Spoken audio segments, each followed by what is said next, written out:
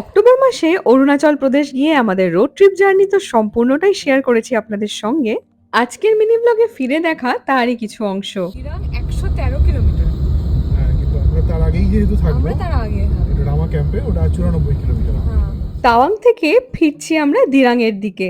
October মাস এমনই magical, আমরা যেমন ঘন কুয়াশার চাদরে ঢাকা পাহাড় দেখেছি, আবার দেখেছি এমন রোদ ঝলমলে দিনও। মেঘালয় ওয়াটারফলের জন্য বিখ্যাত হলেও আমরা যেহেতু ভরপুর শীতে গিয়েছিলাম, ফলত অত বেশি ঝর্ণা দেখতে পাইনি, কিন্তু সেই ঘাটতি পূরণ হয়েছে আমাদের অরুণাচল প্রদেশে এসে।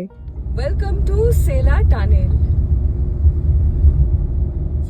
এই যে এখানটা, এই হলো সেলা টানেল। এটা তৈরি হতে কত সময় লেগে হয় বলো?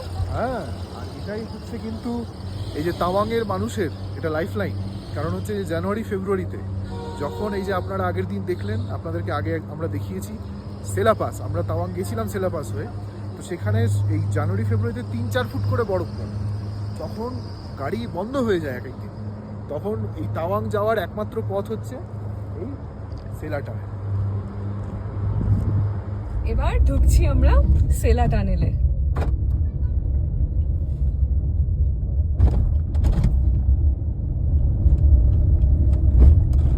কি গরম গো ভেতরে।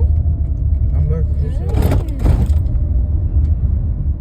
এই সুড়ঙ্গ পথে কিন্তু তাওয়াং আর ওয়েস্ট কামেং জেলার দূরত্ব অনেকটাই কমে গিয়েছে। তাই আপনারা যারা ড্রাইভ করে এই পথে আসতে চাইছেন, তারা কিন্তু অনায়াসেই আমাদের মতো সেলা পাস হয়ে তাওয়াং এসে ফেরার পথে এই সেলা টানেল হয়ে ফিরতে পারেন। আমরা গাড়ি নিয়ে আজ অব্দি কোনো টানেল ওইভাবে পেরোয়নি। না, দারুণ। সামনে আরেকটা টানেল আসছে। হ্যাঁ, তাই দেখছি এই দিকটাতে আরেকটাতে ঢুকছি।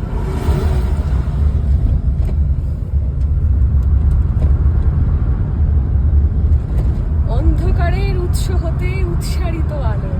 সেই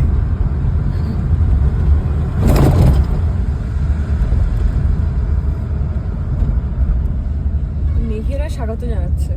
হ্যাঁ, thank you, visit again, certainly. সারা জীবন মনে রাখার মতো কিছু স্মৃতি আর ভরপুর আনন্দ নিয়ে ফিরছি আমরা এবার দিরাংয়ের পথে। তবে ফেরার সময় আমরা প্রপার দিরাংয়ে তো ছিলাম না, ছিলাম রামা ক্যাম্প বলে একটা খুব সুন্দর জায়গায়। পরের ভিডিওতে শেয়ার করব সেই সব ছবি। আপাতত এই ভিডিওটা কেমন লাগলো কমেন্ট করে জানাতে ভুলবেন না যেন। টাটা।